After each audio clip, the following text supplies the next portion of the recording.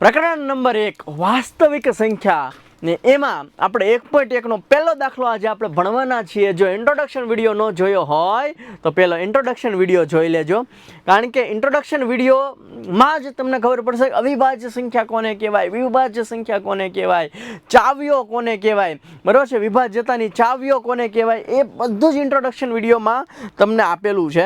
તો ખાસ એ જોઈ લેજો. આજે આપણે આ વિડીયોમાં જોવાનું છે 1.1 નો પહેલો દાખલો. 1.1 નો પહેલો દાખલો છે અવિભાજ્ય અવયવ જે છે એને ગુણાકારના સ્વરૂપમાં દર્શાવવાનું છે, કે અવિભાજ્ય અવયવ પાડવાના છે, બરાબર છે. તો બિંદાસ આપણે અવિભાજ્ય અવયવ પાડી લઈએ, મસ્ત મજાના, મજા આવી જશે. પહેલો દાખલો આપણે સ્ક્રીન ઉપર લખીએ છીએ 140 એના અવિભાજ્ય અવયવ પાડવાના છે. ઓકે, તો હવે તમારે સૌથી પહેલાં ધ્યાન એવું રાખવાનું કે 2 વડે વિભાજ્ય છે કે નહીં એ ચેક કરવાનું છે. તો 2ની વિભાજ્યતાની ચાવી શું કહેતી હતી? કે 2ની વિભાજ્યતાની ચાવી એવું કહેતી હતી કે એકમનો અંક 2, 4, 6, 8 કે 0 હોય તો આપણે એને 2 વડે નિશેષ ભાગી શકીએ. તો અહીંયા 0 છે તો આપણને ખબર પડે કે આ 140 ને આપણે 2 વડે નિશેષ ભાગી શકીએ છીએ. તો આપણને ખબર પડે જ. ઓકે, આના અડધા કેટલા થાય? તો કે 70, કે પાછો 0 આવે, પાછા 2 વડે ભાગી શકે. 70 ના અડધા કેટલા થાય ભાઈ? 35. હવે 2 વડે 35 ને ભાગી શકાય નહીં. તો હવે ચેક કરવાનું 3 વડે ભાગી શકાય કે નહીં.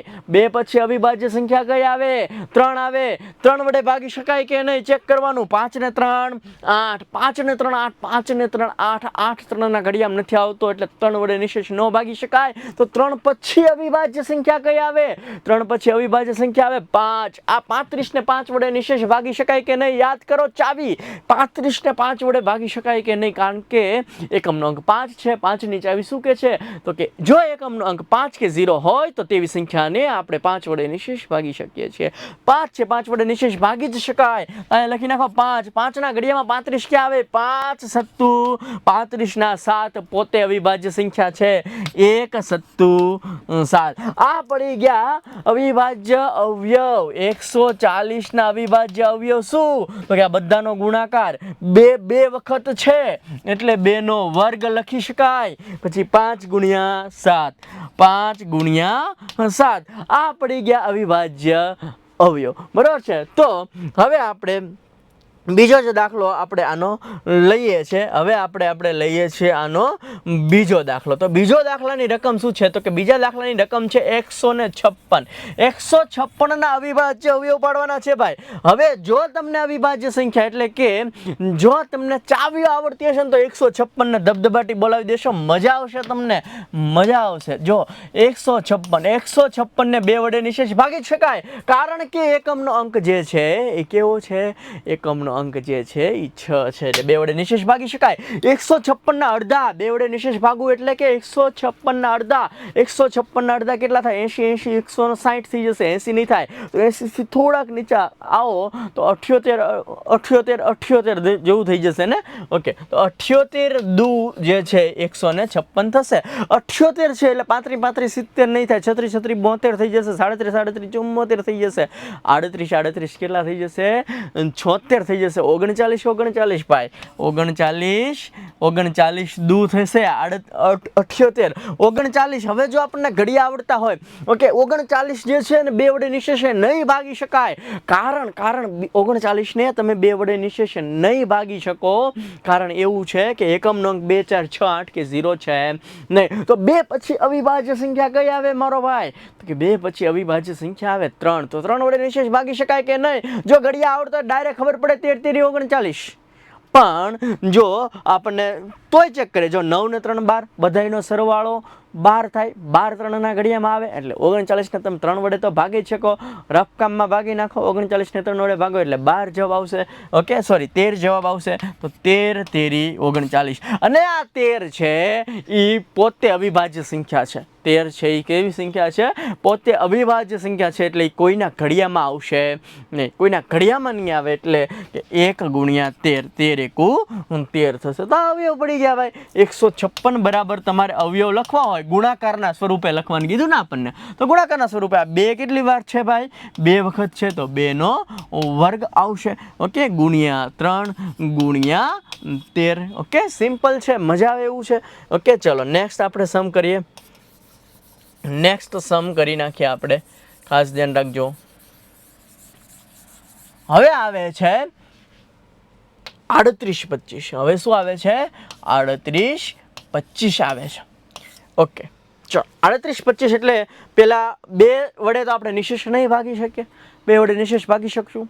ના ભાઈ ના, કારણ કે એકમ નંગ 2 4 6 8 કે 0 નથી. 2 વડે નહીં ભાગીએ કે 3માં જાઓ, 2 પછી શું આવે? 3. બધાનો સરવાળો જો 3 ને 8 11 ને 2 13 ને 5 13 ને 5 13 ને 5 18. 3 વડે નિશેષ ભાગી શકશું? 18 3ના ઘડિયામાં આવે છે, એટલે 3 વડે આપણે શું કરશું? નિશેષ ભાગી શકશું. ઓકે, તમને જો આમનામ ડાયરેક્ટ આવડે તો કોઈ વાંધો છે નહીં. જો 3 એકુ 3, અહીંયા 8 છે, એટલે 3 દુ 6 થશે, 2 વધશે, 2 વધશે ને, એટલે 22 થયા. ઓકે, 22 થયા એટલે 3 સત્તુ 21, 1 વધ્યો એટલે 15 વધ્યા. 15 એટલે 3 પંચા 15. એટલે આવી રીતના પણ તમે કરી શકો છો. અધરવાઇઝ તમારે 38 25 ને 3 વડે રફમાં જે તમારું જે શું કહેવાય રફ કામ છે એમાં તમે 3 વડે નિશેષ ભાગો તો પણ આ જ આન્સર આવશે. ઓકે, હવે આ બધાનો સરવાળો કરો તો ભાઈ 1 ને 2 3, 3 ને 7, સોરી 1 ને 2 3, 3 ને 7 10, 10 ને 5 15, 15 પણ 3ના ઘડિયામાં આવે છે, તો આને પણ આપણે 3 વડે નિશેષ ભાગી શકો. 3 ચોક 12 થઈ ગયા, અહીંયા વધ્યા 7, 7 છે ને, તો 3 દુ 6 એટલે 1 વધ્યા 15 વધ્યા, 1 ને 5 એટલે 15 વધ્યા, 3 પંચું 15. ઓકે, હવે જો 4 ને 2 6, 6 ને 5, 6 ને 5 11 થાય ભાઈ. 11 જે છે એ 3ના ઘડિયામાં ન આવે, તો હવે આને 3 વડે નિશેષ ભાગી શકીએ. તો 3 પછી અવિભાજ્ય સંખ્યા કઈ આવે? ઓકે, 3 પછી અવિભાજ્ય સંખ્યા કઈ આવે ભાઈ? કે 3 પછી અવિભાજ્ય સંખ્યા આવે છે 5. 3 પછી કઈ સંખ્યા આવે છે? અવિભાજ્ય સંખ્યા 5. એકમ નંગ 5 છે જ, તો આપણે આને 5 વડે નિશેષ ભાગી જ શકશું. 5 8 40 એટલે 2 વધ્યા, 5 8 40, અહીં 42 એટલે 2 વધ્યા, 2 ને 5 એટલે 25 વધ્યા, 25 25. ઓકે, 85 85 કોના પંચા થાય ભાઈ? ફરી વાર 5 વડે ભાગી શકશું. 15 પંચું 75, 16 પંચું 80 અને 17 પંચું 85. અને 17 છે એ પોતે પાછી અવિભાજ્ય સંખ્યા છે, એ કોઈના ઘડિયામાં આવે નહીં, એ એના જ ઘડિયામાં આવે. તો 1 ગુણ્યા 17 એટલે શું થશે? 17 થશે. એટલે 38 25 બરાબર 38 25 બરાબર તમે લખી શકો. 3 કેટલી વાર છે? 2 વખત છે, એટલે 3 નો વર્ગ. 5 કેટલી વાર છે ભાઈ? 5 પણ 2 વખત છે, તો 5 નો વર્ગ ગુણ્યા અહીંયા છે 17, ગુણ્યા શું છે? 17. તો આ તમારો જવાબ આવી ગયો. સિમ્પલ છે, મજા આવે. ખાસ ધ્યાન એવું રાખવાનું કે અહીંયા જે આંકડા આવે છે એ અવિભાજ્ય સંખ્યા જ હોવી જોઈએ, કારણ કે અવિભાજ્ય અવયવ પાડવાના છે. ગુણાકાર સ્વરૂપે દર્શાવવાનું છે. જો આ ગુણાકાર સ્વરૂપે આપણે દર્શાવી દીધું છે. ઇઝી, મસ્ત, મજા આવે એવું. ચાલો નેક્સ્ટ દાખલો જોઈએ આપણે. તમને બહુ મજા આવશે, પણ ઇન્ટ્રોડક્શન વિડીયો જોયો હશે તો તમને આ બહુ મજા આવશે. ઓકે, વિભાજ્યતાની ચાવીઓ આવડતી હોય, અવિભાજ્ય વિભાજ્ય તમને આવડતું હોય તો આમાં તમને મજા આવશે. ઓકે, ચલ હવે આ દાખલો 5005. ઓકે, 5005 5 છે, 5 ને 5 10 એટલે 3ના ઘડિયામાં આવશે નહીં. 5 વડે ભાગશું એટલે શું આવશે? 1001. હવે આ 1001 જે છે, જો એકમ નંગ 2 4 6 8 કે 0 નથી, એટલે 2 વડે નિશેષ ન ભાગી શકાય. 1 ને 1 2 થાય, બધાનો સરવાળો 2 થાય, એટલે 3ના ઘડિયામાં નથી આવતું, 3 વડે નિશેષ ન ભાગી શકાય. એકમ નંગ 5 કે 0 નથી, એટલે 5 વડે પણ નિશેષ ન ભાગી શકાય. 7 વડે ભાગી શકાય કે નહીં ચેક કરીએ, ચાવી લગાડીએ, આના ડબલ કરો. 1 ના ડબલ 2, આમાંથી માઇનસ કરી નાખો, 98.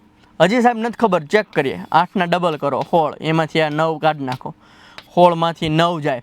ઓકે, એટલે કેટલા વધશે? 7 જ વધશે. ઓકે, એટલે 7 7ના ઘડિયામાં આવે, એટલે 1001 ને તમે 7 વડે નિશેષ ભાગી શકો. 1001 ને તમે કોના વડે નિશેષ ભાગી શકો? 7 વડે નિશેષ ભાગી શકો. તો 1001 ને 7 વડે આપણે ભાગીએ તો અહીંયા છે 1001 ને 7 વડે નિશેષ ભાગું. જો 7 એકુ 7 એટલે કેટલા વધ્યા ભાઈ? 3 વધ્યા, ઉપરથી આવ્યો 0. 7 ચોક 28, કેટલા વધ્યા 2, ઉપરથી આવ્યો 1. 7 તેરી 21. ઓકે, એટલે જવાબ આવ્યો 143. 143 સત્તા થાય. 143 ને પણ તમે 7 વડે નિશેષ ભાગી શકો. 7 દુ 14 અને 3 છે, એટલે આપણે 143 ને પણ 7 વડે ભાગીને જોઈ લે. 143 ને 7 વડે ભગાય. 7 દુ 14, અહીંયા કેટલું વધ્યું 3. તો 143 ને તમે 7 વડે ન ભાગી શકો. ઓકે, તો 143 ને તમે 7 વડે ભાગી શકશો નહીં. તો 143 ને તમે કોની વડી ભાગી શકો ભાઈ? ઓકે, 143 છે તો જો મને આટલી ખબર પડે, 1 ને 3 4, એમાંથી 4 બાદ કરો એટલે 0 આવી જાય, એટલે 11 વડે તમે નિશેષ ભાગી શકો. કોના વડે નિશેષ ભાગી શકો? 11 વડે નિશેષ ભાગી શકો. 11 એકુ 11, એટલે અહીંયા 3 વધશે, 3 13, એટલે 11 ગુણ્યા 13, ને 13 પાછું પોતે અવિભાજ્ય સંખ્યા છે, એટલે 1 ગુણ્યા 13 આવશે. 1 ગુણ્યા શું આવશે? 13 આવશે. એટલે તો તમારો જવાબ આવો નીકળીને આવી ગયો કે શું આવે છે ભાઈ? ખાસ ધ્યાન રાખજો કે જવાબ તમારો આવો થશે કે 5005. 5005.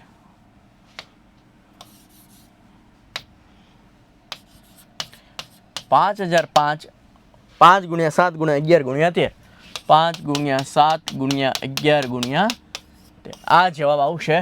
મોસ્ટ ઇમ્પોર્ટન્ટ કરી નાખો તમારા એક્ઝામ માટે. મોસ્ટ ઇમ્પોર્ટન્ટ, આ પણ તમારા એક્ઝામ માટે મોસ્ટ ઇમ્પોર્ટન્ટ છે. નેક્સ્ટ વાળો સમ ખાસ ધ્યાન રાખજો, મોસ્ટ ઇમ્પોર્ટન્ટ છે, આ તમારે યાદ રાખવાનું છે. ઓકે, ઇઝી છે. આને તમે 5 વડે ભાગો, પછી આને 7 વડે ભાગશો, પછી 11 વડે અને 13 વડે. ઓકે, ચલો નેક્સ્ટ સમ ઉપર જઈએ છીએ આપણે.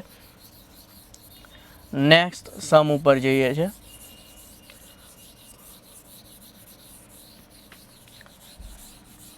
તો ખાસ ધ્યાન એવું રાખવાનું છે આપણે કે 74 29 શું છે? 74 29. આ દાખલો આઈએમપી એટલા માટે છે કે જો એકમનો અંક 2 4 6 8 કે 0 છે નહીં. એકમનો અંક 2 4 6 8 કે 0 નથી, તો આપણે 2 વડે આપણે એને નિશેષ ભાગી શકશું નહીં. તો હવે જો બધાનો સરવાળો કરો. 7 ને 4, 11 ને 2, 13 ને 9, 22. બધાનો સરવાળો 3ના ઘડિયામાં નથી આવતો, તો આને 3 વડે નિશેષ નહીં ભાગી શકાય. એકમનો અંક 5 કે 0 નથી, 5 વડે નિશેષ નહીં ભાગી શકાય. આના ડબલ કરીને આમાંથી માઇનસ કરશો તો 7 વડે નિશેષ નહીં ભાગી શકાય. આ બેનો સરવાળો ને આ બેનો સરવાળો ને માઇનસ કરશો, 11 વડે નિશેષ નહીં ભાગી શકાય. અરે 13 વડે નિશેષ નહીં ભાગી શકાય.